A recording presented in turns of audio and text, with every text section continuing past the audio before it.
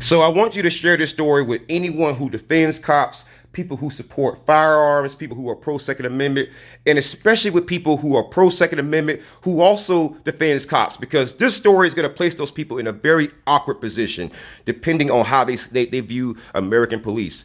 So we find out that in California, police officers are taking advantage of citizens by offering them $50 gas cards for their firearms. Family, can you show me a single firearm that you have purchased that has only cost you $50?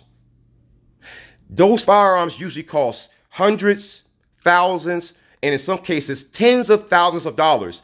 And yet these police officers, seeing that the American people is hurting at the pump right now, took advantage of that by taking people's firearms in California. And it is notorious that California is a very difficult state to own a firearm in. So these police officers are further disarming people. And I want to see the pro-Second Amendment crowd speak out about this, because this is essentially a gun buyback or a gun confiscation by de facto, because you essentially force people into a negative financial position, whereas they can barely afford gas at the pump to get their kids to daycare and to actually get to work. Now you are taking advantage of them in their financial situation, which means they've been essentially forced into a scenario. Now, so that's why I also want to hear from libertarians. What do you think about this? And I want you to imagine a scenario that the police are actually right, that there's a rise in crime, right?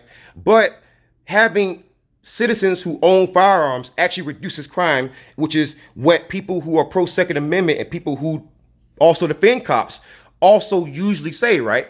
So if that's going to be the case, how do you justify these police officers doing this? I want to hear from Blue Lives Matter. How do you justify police officers taking advantage of a single mom, because many of these people were poor people, because if you're offering a $50 gas card, right, and someone's giving you a whole firearm for that, that lets you know that person is probably poor, probably couldn't even afford, to continuously pay gas. So you took advantage of those people. And part of the reason why that their gas prices are so high in California is because of how much they pay police officers. And here's a prime example from the San Francisco Police Department's own website.